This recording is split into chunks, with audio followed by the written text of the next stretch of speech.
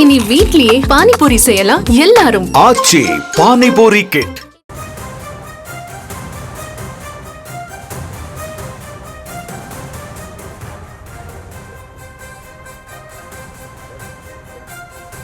அண்மை செய்தியை பார்த்து வருகிறோம். தமிழக சட்டப்பேரவையில் நிறைவேற்றப்பட்ட 2 சட்ட மசோதாக்களுக்கு ஆளுநர் ஒப்புதல் அளித்திருக்கிறார்.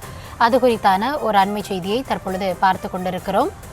ஊரக உள்ளாட்சிகளுக்கு தனி அதிகாரிகள் நியமனம் மற்றும் கனிம வளங்களை கொண்டு செல்ல நிலங்களுக்கு வரி விதிப்பது ஆகிய சட்ட மசோதாக்களுக்கு ஆளுநர் ஒப்புதல் அளித்திருக்கிறார்.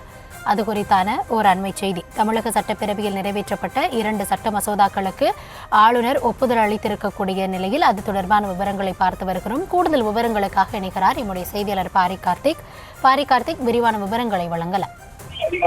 வணக்கம். தமிழ்நாடு சட்டப்பேரவையில் நிறைவேற்றப்பட்ட 2 மசோதாக்களுக்கு தற்போது ஆளுநர் ரவி ஒப்புதல் அளித்திருக்கிறார்.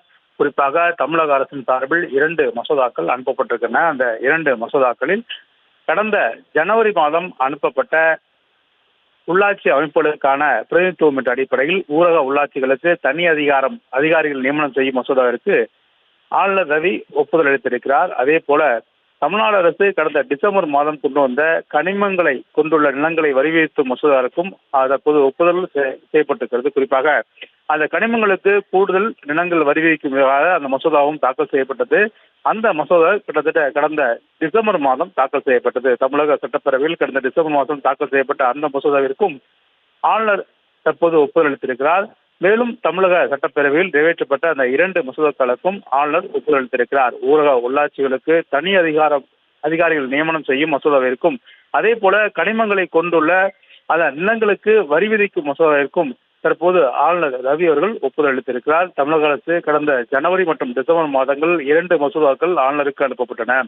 ஜனவரி மாதம் அனுப்பப்பட்ட அந்த ஊரக உள்ளாட்சி தொடர்பாக அதிகாரிகள் நியமனம் தொடர்பாக அந்த ஒப்புதலுக்கும் அதே போல கடந்த டிசம்பர் மாதம் சட்டப்பேரவையில் நிறைவேற்றப்பட்ட கனிம வளங்கள் தொடர்பாக அந்த மசோதாவிற்கும் ஆளுநர் ரவி தற்போது ஒப்புதல் அளித்திருக்கிறார். தமிழக அரசின் சட்டப்பேரவையில் கொண்டு வந்த அந்த 2 தீர்மானங்களுக்கும் தற்போது ஆளுநர் ரவி அவர்கள் ஒப்புதல் அளித்திருக்கிறார்.